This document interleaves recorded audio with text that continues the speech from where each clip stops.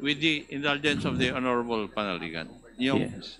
Yes, Congressman Acop, you are recognized. Thank you. Hindi po mawala sa isip ko yung sinabi ni Mr. Lim Siaco na part of the subsidy given to PhilHealth would be used for investment. Tama po ba yung pagkarinig ko? Mr. Chair, Yes, Mr. Lim Siaco, you are recognized. maraming salamat, Mr. Chair. Maraming salamat ko. As I mentioned, once papasok ang pera sa korporasyon, pambayad sa benepisyo, and of course, pag hindi na ready na tayo, nabayaran na natin yung mga benepisyo, the excess money ay napasok natin sa investment. Now, the pera from the national government, Mr. Chair, as I mentioned kanina, in the year 2023, ang alokasyon from the Sentax ay nasa 80 bilyones. And Wag na po tayong pumunta doon sa details. Tinatanong ko lang kung tama po yung statement na narinig ko. Tama po ba na part of the subsidy given by the national government would go to investment? Mr. Chair, Yes or no? tama siya. Pero Yun let lang me po ang tanong ko. But let me proceed. Wag na po kayo mag-explain. Kasi kung tinitingnan ko po yung data doon sa budget of expenditure and sources of financing, yung appropriations and obligations ng PhilHealth Insurance Corporation, from 2017 to 2022, wala po kayong isinoli na pondo. Nagamit nyo po lahat. So, totoo na nagbayad kayo sa benepisyo at ininvest ninyo. Pero sa tingin ko, mas malaki po yung investment na ginawa-gawa po ninyo eh. You remember sa budget hearing, Mr. Ledesma, sabi ko, what are you? Service provider o business? Di ba? Tinanong ko po kayo noon eh. Why? Because according to the records, your interest income for 2022 was 11 billion. And your other income is 698 million plus. In 2023, your interest income rose from 11.5 billion to 20.7 billion. So, ibig sabihin, lumaki yung investment amount ninyo. Di po ba? So, you're becoming a business enterprise, not a service enterprise. The statistics would show that. You could just imagine, from 2022, 11.5 ang interest income ninyo. In 2023, yung interest income nyo is 20.7 billion. And your other income rose also from 698 million to 815 million. So, yung earning ang nangyayari eh. Mr. Chair. Mr. Ledesma, you are recognized. Duly noted, Mr. Chair. Yes, that is correct. That is all correct, Mr. Chair. But I'd like to mention po, that's why I keep on reiterating po that our primary focus now is on benefit expansion. So, Mr. Chair, if we do that, we aggressively focus on benefit expansion, yung trend na po yan, mag-shift po yan, diba? Dahil umaakyat yan, ngayon, magiging pababa na mo yan. Especially now that we are very aggressive. But po, we will not deny, tama po lahat ng sinabi po ni Honorable Ako. Okay, having said that, may we know what is the ratio of the payout versus the investment source from the subsidy for the year 2023 and 2024? Yes, Your, ano po yung... Yes, Your Honor. Can we just Yes, yung give in a binibigay few... sa inyong, in short, gusto po naming malaman, yung binibigay sa inyong subsidy, ano yung ratio ng binibigay ninyo sa tao at yung portion nun kung ilan ang ini-invest ninyo? We'll just, Your Honor, we'll put together the figures. It's a very good question. No? We'll put together the figures, Your Honor, with your permission. Yes, please. You in a minute.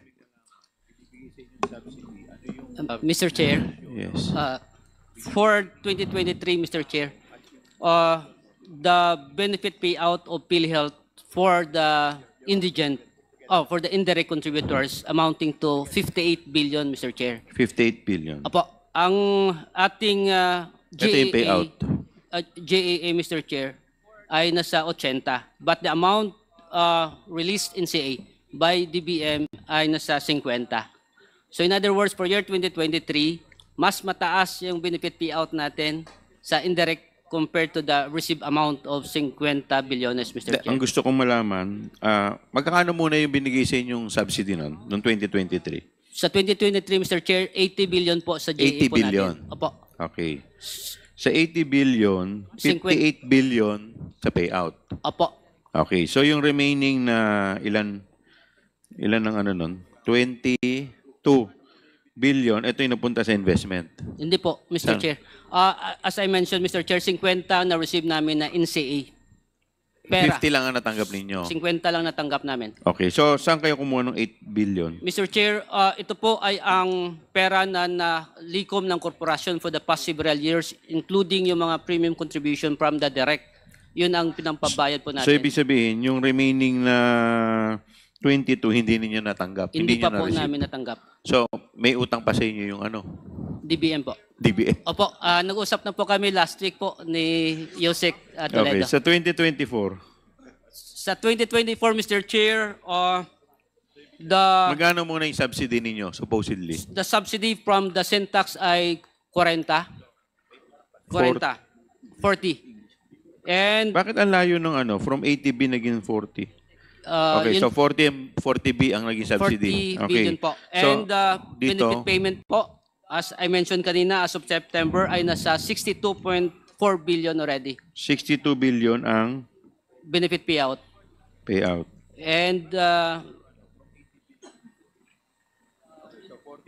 Baka sinasabi mo, sinama mo na yung subsidy tsaka yung ano, parang kinumbine mo na.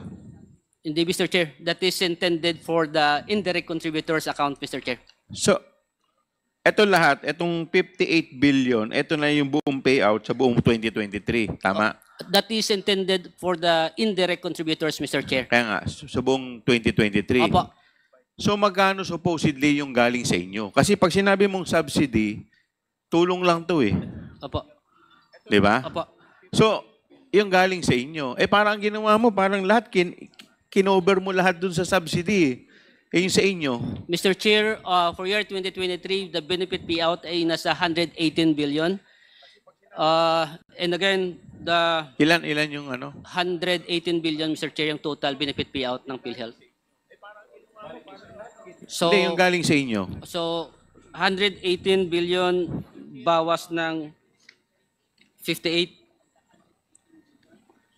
Mga 60 bilyones, Mr. Chair, So magkano yung collection ninyo? sa collection po natin. Ang collection po ng PhilHealth total, Magkano yung total for 2023? 2023, Mr. Chair, total premium received, cash po ito, from cash flow. Okay. Nasa 198 billion, Mr. Chair.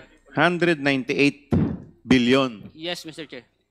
Sa 198 billion, di ba dapat ito muna yung uubusin mo? Tapos kung may matitira lang sa, kung kukulangin ito, saka tayo kukuha sa subsidy. Tama po ba yun? Kasi ang subsidy, ano yun eh, parang suporta lang yun eh. In the event na kulang eh.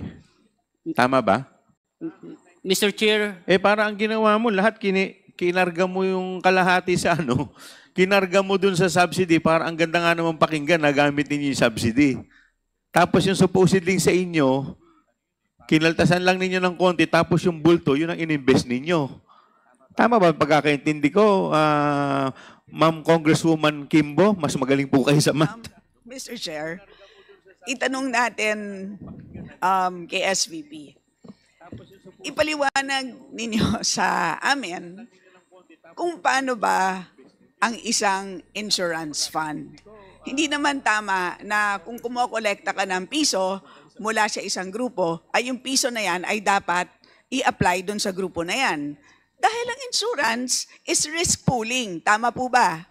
tama, Mr. Chair. Oh, so ibig sabihin na hindi naman porket sumingil ka para sa indigent families. Ibig sabihin para sa 4Ps, para sa seniors, etc. Na halimbawa 74 billion. Hindi naman ibig sabihin na kailangan 74 billion lang ang gagastusin natin para sa grupong ito. Tama po ba?